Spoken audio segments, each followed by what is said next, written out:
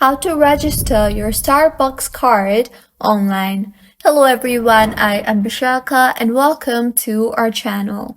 Now let's get right into the tutorial. Firstly, go ahead and open your preferred browser and in the search bar search for starbucks.com.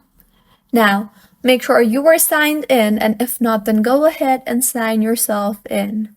Once signed in order to register your Starbucks card online, tap on the account option you see on the top right of your screen. A drop-down menu will appear. Tap on the card management option from the drop-down menu. In the interface that you will then be led to, tap on the Add Card option you see there, and you will further be asked to enter your Starbucks card number and your security code.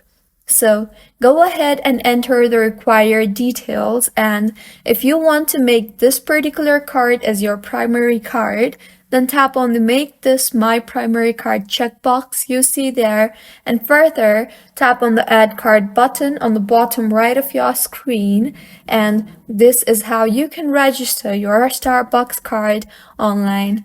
If you find this tutorial helpful, please like the video and do subscribe to our channel for more contents like this.